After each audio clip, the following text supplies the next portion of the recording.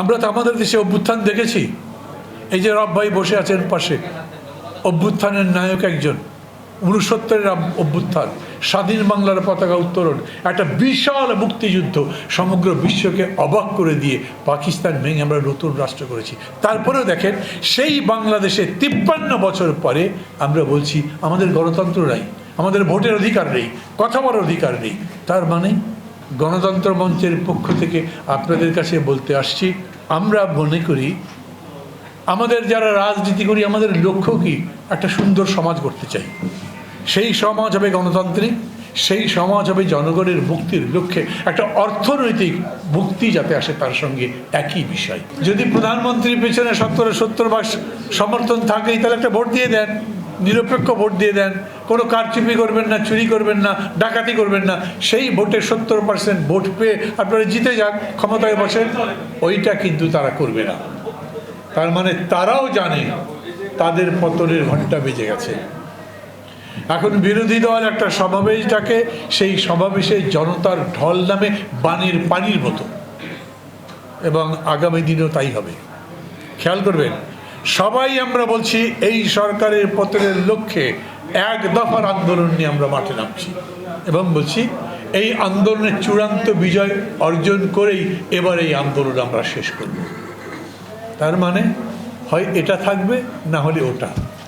ওরা মনে মনে হুন সেনের স্বপ্ন দেখতে পারে, ক্যাম্বোডিয়ার ওই নরাধম, প্রায় 54 বছর ধরে বোধহয় ক্ষমতায় আছে। মাত্র পরশুদিন তাদের এখানে ভোট হলো, বিরোধী দল বলে কিছু নাই, ভোটে জিতে বিরাট আনন্দ উৎসব হচ্ছে। আমাদের এরা হুন সেনের মতো না, ভোট করে 153 আসনে আগেই জিতে যায়, ভোট করে দিনের ভোট আগের রাত্রে। জাপানের রাষ্ট্রদূত সহ সারা পৃথিবী অবাক হয়ে যায়, তারা সেটাই করে।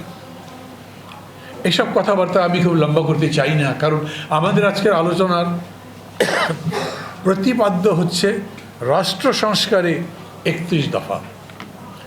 সভাপতি সুধীমণ্ডলী, সাথী এবং বন্ধুরা, আলোচনাটা খুবই গুরুত্বপূর্ণ আমাদের দিক থেকে, আমি মনে করি আপনাদের জন্যেও। এরকম তো হয়, অনেক বড় ডামাডোল হয়, মানুষ একদম হুলস্থুল করে দেয়, তারপরে শেষ পর্যন্ত যেমন হয় ওই শেক্সপিয়ারের কথা মতো, দিন শেষে full of sound and Fury signifying nothing. আমরা তো আমাদের দেশে অভ্যুত্থান দেখেছি। এই যে রব ভাই বসে আছেন পাশে, অভ্যুত্থানের নায়ক একজন।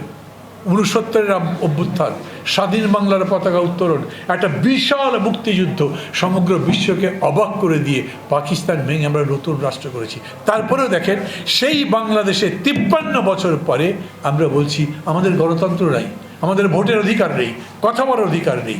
তার মানে 69-এর সেই গণ অভ্যুত্থান, আমাদের মহান মুক্তিযুদ্ধ, আবার বলি শেক্সপিয়ারের মতো full of sound and Fury, অনেক আওয়াজ, অনেক উত্তেজনা, অনেক আবেগ, কিন্তু সিগনিফাই নাথিং। আমাদের কারো কোনো মুক্তি নিয়ে আসে নাই। তাই আজকেও আমরা গণতন্ত্র মঞ্চের পক্ষ থেকে আপনাদের কাছে বলতে আসছি, আমরা মনে করি আমাদের যারা রাজনীতি করি, আমাদের লক্ষ্য কি? একটা সুন্দর সমাজ করতে চাই। সেই সমাজ হবে গণতান্ত্রিক, সেই সমাজ হবে জনগণের মুক্তির লক্ষ্যে একটা অর্থনৈতিক মুক্তি যাতে আসে, তার সঙ্গে একই বিষয়।